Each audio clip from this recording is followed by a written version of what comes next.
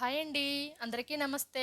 Welcome to Usha Srinivas vlogs. ఈరోజు video వచ్చేసి దోసకాయ శనగాకు రోటి పచ్చడి. మామూలుగా మైక్రో గ్రీన్స్‌ని సలాడ్స్‌లో, పప్పుల్లో లేదంటే అన్ని వంటల్లో చివరికి గార్నిషింగ్‌కి ఎక్కువగా వాడుతూ ఉంటారు.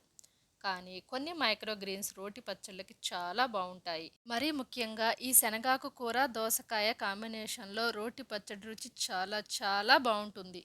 ఇక లేట్ చేయకుండా ఈ రోటి పచ్చడి ప్రిపరేషన్ చూసేద్దాం. దీనికోసం ముందుగా ఇలా పచ్చిగా గట్టిగా ఉండే దోసకాయల్ని తీసుకోవాలి. అలాగే శనగాకు కూరని 1, 2 సార్లు కడుక్కొని ఇలా కట్ చేసుకొని పెట్టుకోవాలి.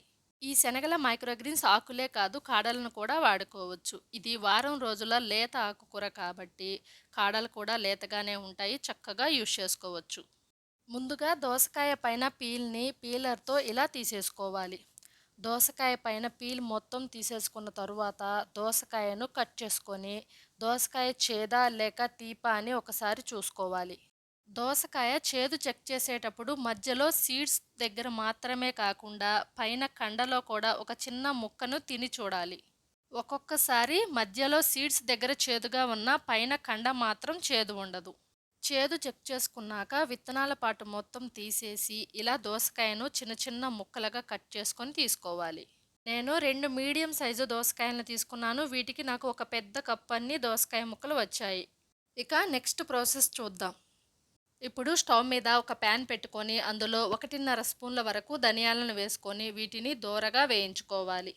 ఇవి ఇలా కొంచెం వేగిన తరువాత ఇప్పుడు ఇందులోనికి 1 స్పూన్ వరకు జీలకర్రను కూడా వేసుకొని వేయించుకోవాలి.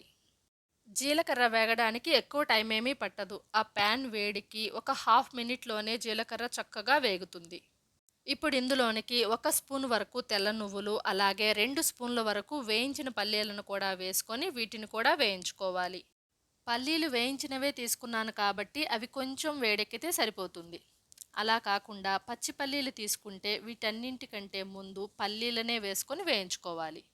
నువ్వులు కొంచెం ఇలా చిటపటమన్నాక స్టవ్ ఫ్లేమ్ ఆఫ్ చేసుకొని వీటన్నింటినీ ఒక చిన్న బౌల్లోనికి తీసుకొని చల్లారే వరకు పక్కన పెట్టుకోవాలి.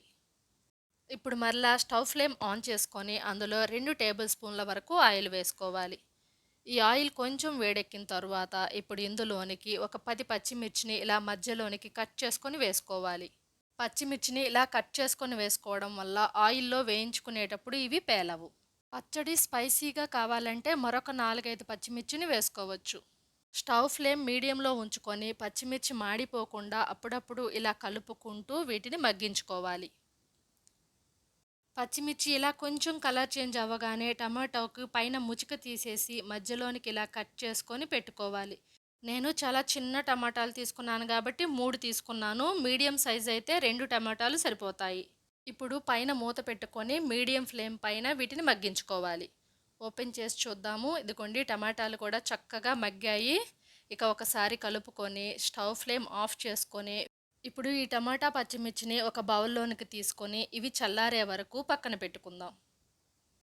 మరలా స్టవ్ మీద అదే ప్యాన్ పెట్టుకొని అందులో 1 టేబుల్ స్పూన్ వరకు ఆయిల్ వేసుకొని మనం ముందుగా వాష్ చేసుకొని కట్ చేసి పెట్టుకున్న శనగ ఆకుకూర ఉంది కదా, దీనిని వేసుకోవాలి.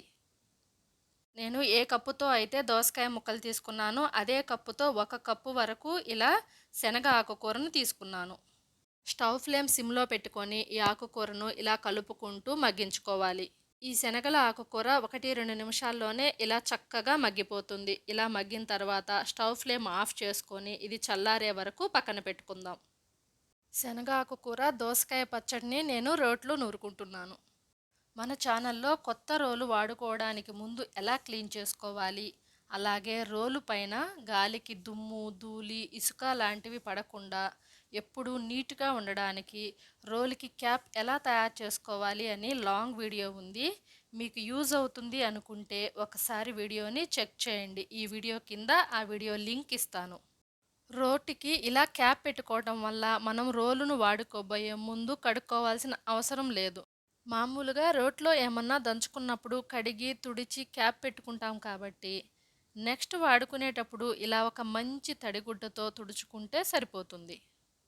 మిక్సీలో వేసుకున్న పచ్చళ్ళ కంటే రోట్లో నూరుకున్న పచ్చళ్ళు చాలా బాగుంటాయి. ముఖ్యంగా దోసకాయ పచ్చడి, చింతకాయ పచ్చడి రోట్లో నూరుకున్నామంటే ఆ రుచే వేరు. ఇప్పుడు ముందుగా మనం వేయించుకొని పెట్టుకున్న ధనియాలు, జీలకర్ర, నువ్వులు, అలాగే పల్లీలు ఉన్నాయి కదా! వాటిని వేసుకొని మెత్తగా పౌడర్‌లాగా నూరుకోవాలి.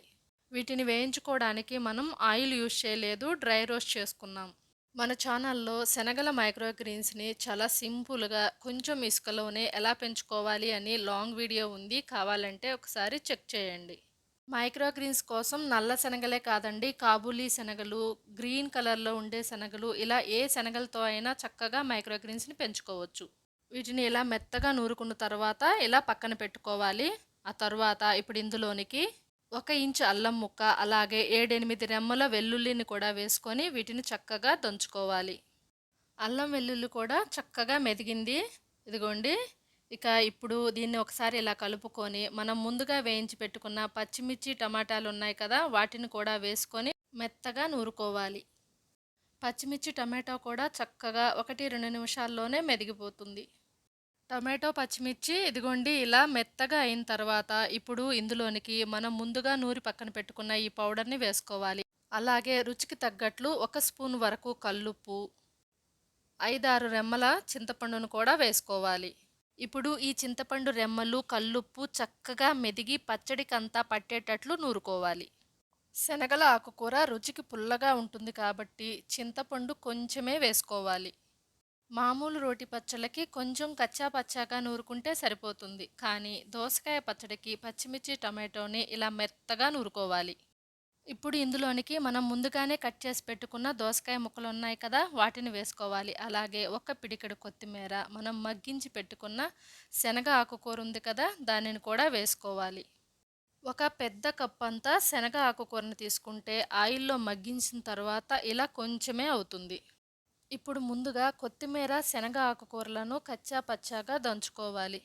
ఇవి కొంచెం కచ్చా పచ్చాగా మెదిగిన తరువాత ఇవి పచ్చడికి అంతాలో బాగా కలిసేటట్లు ఇలా దంచుకోవాలి.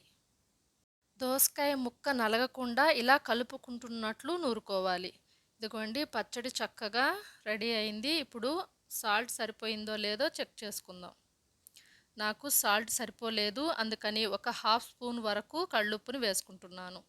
ఇప్పుడు ఈ కల్లుప్పును కూడా కొంచెం నూరుకొని ఈ ఉప్పు పచ్చడికంతటికి ఈవెన్‌గా పట్టేటట్లు మరొకసారి దంచుకోవాలి. ఈ మైక్రో గ్రీన్స్‌తో మరికొన్ని మంచి రెసిపీస్ చేయండి అని కమెంట్ చేశారు కదా! వారి కోసమే ఈ వీడియో. కొంతమంది ఆకుకూరలు తినడానికి అస్సలు ఇష్టపడరు కదా!